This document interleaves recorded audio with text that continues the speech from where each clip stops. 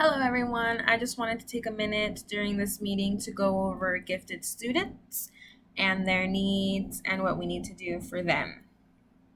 First off, I want to just start with a few definitions or characteristics of our gifted students. And one that we certainly know is that they're able to learn material much faster than most of their peers. And they're able to keep this material stored in their brains for a long period of time, meaning that they do not need review. They normally can just learn something and keep it there and go on it to a test and just do it.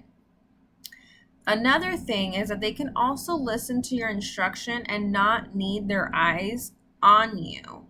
They can be coloring and you can be talking and they are taking in everything that you're saying, even though they're not looking directly at you.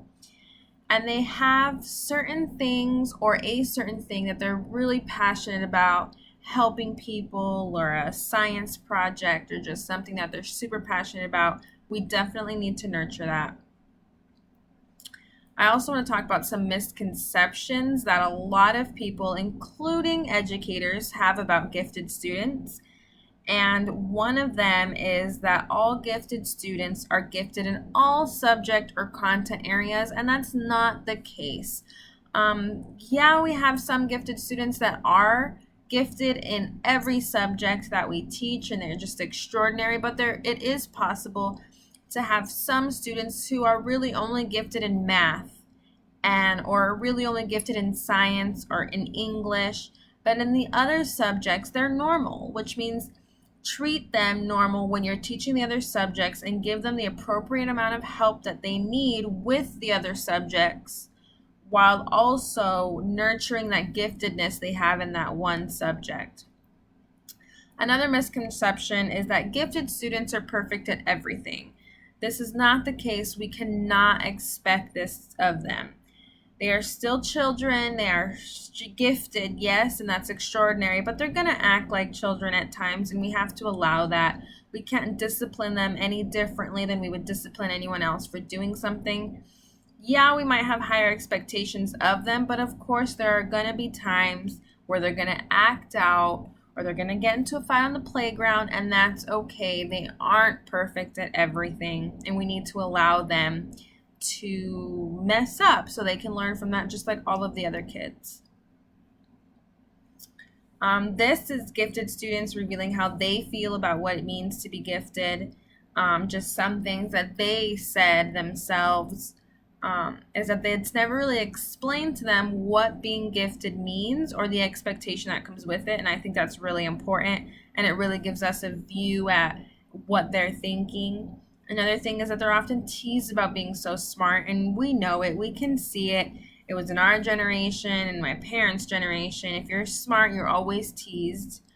They feel like they can become very isolated and alienated because of their giftedness. They're really not at the same level as normal kids, so they can't really get along well, or they don't know how to relate to other kids. They're often overwhelmed by everything they can do or what is expected of them, and that is normal. They are going to feel overwhelmed because the possibilities for them are usually endless. There's so much they can do, and it's normal for them to feel overwhelmed, and we need to just make sure that we're there for them to work them through that. They often feel like school is boring and too easy, and they often don't feel understood. So there are definitely things that we can help with, and there are definitely things that we need to talk to parents about. And the biggest thing with gifted students is parent communication. It is trivial that educators of gifted students have a great communication pathway with parents, because they need to know what their children are doing in the classroom. They need to know how we're nurturing that giftedness, how they should be nurturing it at home, because it is definitely important that they are taken care of at home just as much as they are taken care of at school. That giftedness cannot just be nurtured at school while they're in the classroom or doing homework. They also need to have things at home that also help them better develop these skills and get into something that they really love to do to keep their mind working. Parents need to nurture their children's passions. I said before that gifted children really have a passion for something or many things. It's important for parents to find ways to nurture that as well. It's also important to make parents understand that just because their children are gifted doesn't always mean grade acceleration is the best option. Um, yeah, if they're very, very gifted in all content areas and they're really just bored in the class they're in, then maybe that is what they need. And maybe they do need a challenge. They need it to be in a higher grade, but that's not the case for all gifted students, and that's a big misconception. Many gifted students can do just fine in their normal grade level with their peers if the educator is effectively teaching them at the way they need to be taught as well, and that can happen. Many times there's a middle ground that the child can be challenged at their grade level and not feel completely overwhelmed by being thrown into a higher grade level. Last but not least, our responsibility, the educator's responsibility to the gifted student and to their giftedness.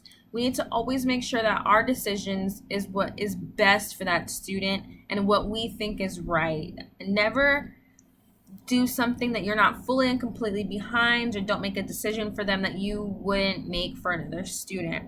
Make sure that you appropriately challenge your gifted students to help them grow, to help them develop their skills.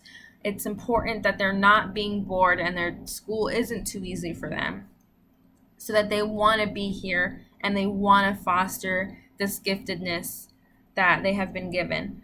Make sure that they always understand what being gifted means, even if they've been in gifted classes their entire elementary school or middle school.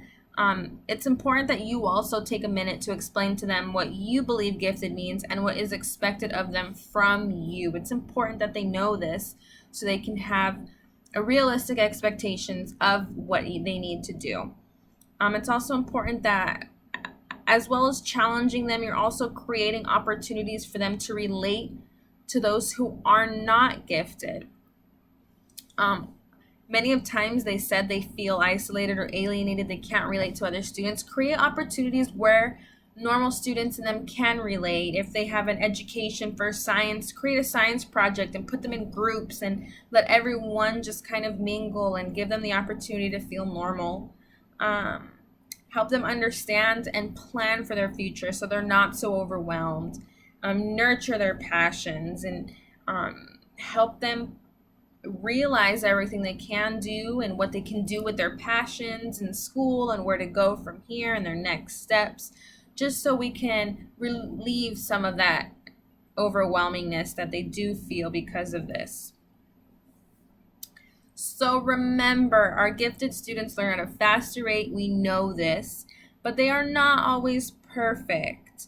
It's also important to know that they do retain material for longer, so they don't always need that review that a lot of other students do need. So just understand this and plan a separate activity for them if you are going to do a big review with the class.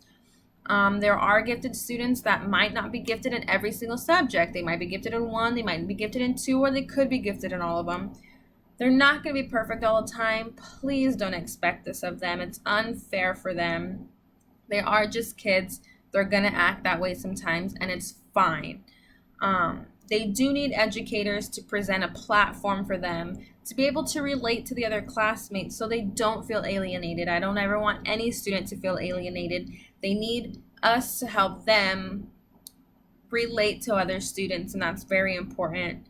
Parent communication is a two-way street. You definitely need to be on the same level. Always keep things interesting for them and challenge them in appropriate manners, and foster their passions. Allow them to grow. They have so much capability to do so many things, and it's important that we also allow them to see that for themselves. So have a great day. Thank you so much for this, and let's make some lifelong learners.